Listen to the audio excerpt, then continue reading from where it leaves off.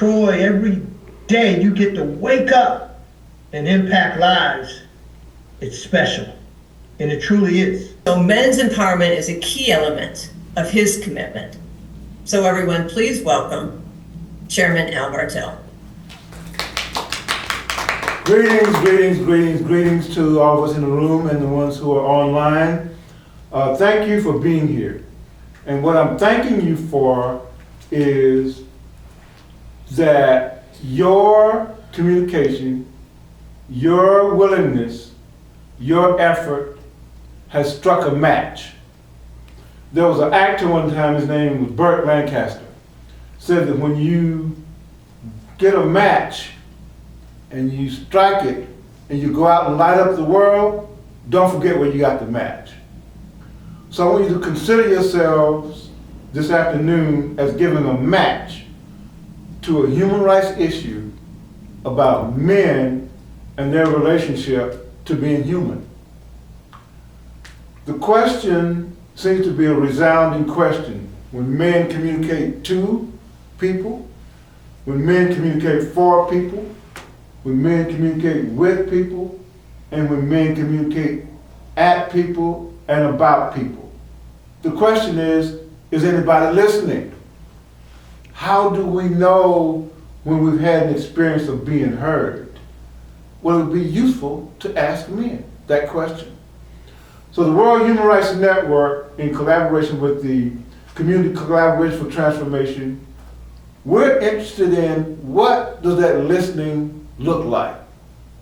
When I slowed down enough to feel, to reflect, to listen to the parts of myself that I had pushed away, I began to understand that true strength doesn't come from suppressing pain, it comes from facing it. A world where men are told to tough it out, to lead but not feel, and to protect but never process.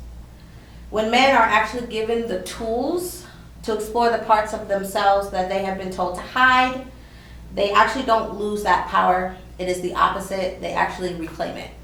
First question, community wants to know, what parts of your identity or emotions did you feel pressured to suppress in order to fit the mold of what society calls a real man?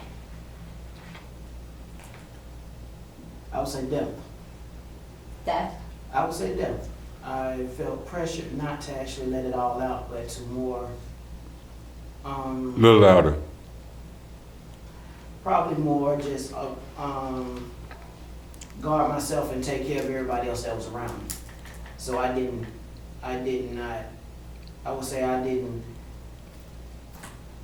want to feel the pain that was there for me trying to actually take care of everybody else that was around me, even though it was someone that was close to me that passed. I always hid it. I always pushed it back to take care of everybody else. I don't think I handled that properly, but that's exactly what I did. Emotions. Who cares? What happens to those men is, unfortunately, they don't get the experience of who they are. We get the experience of who we are by identifying what we're willing to fight for. You don't just get to go out with the prom queen because you sat at home thinking, well, maybe she'll ask me out. Who cares? You as an artist are an artist because you decided to put something on paper. You decided to create something in the world. You decided to create a vision, create something.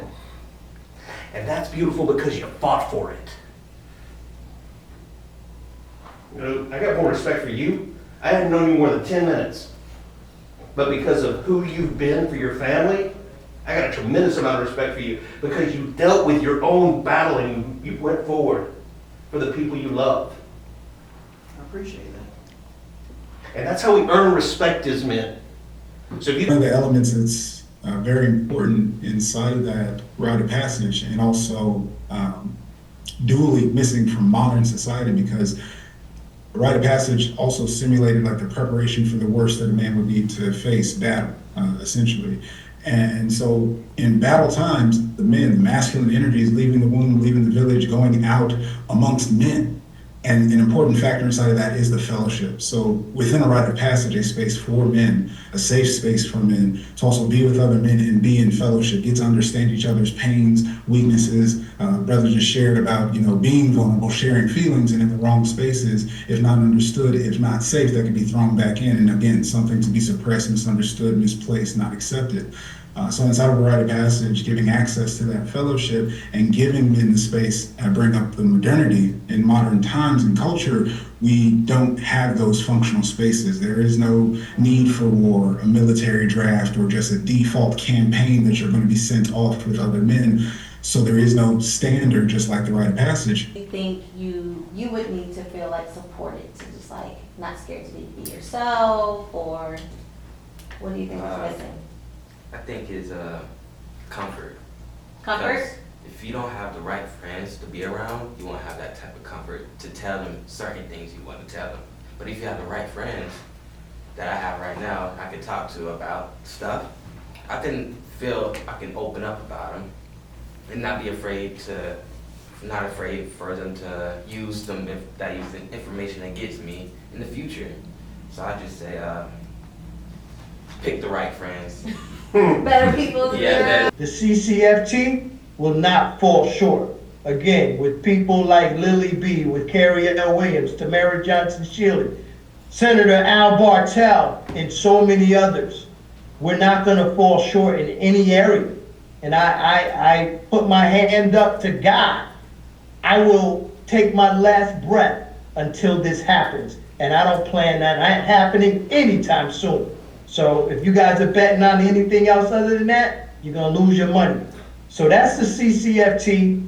I think I represent the passion behind it and the intent and the purpose to fulfill a mission. And again, we couldn't do it. We could not do it without the World Human Rights Network. So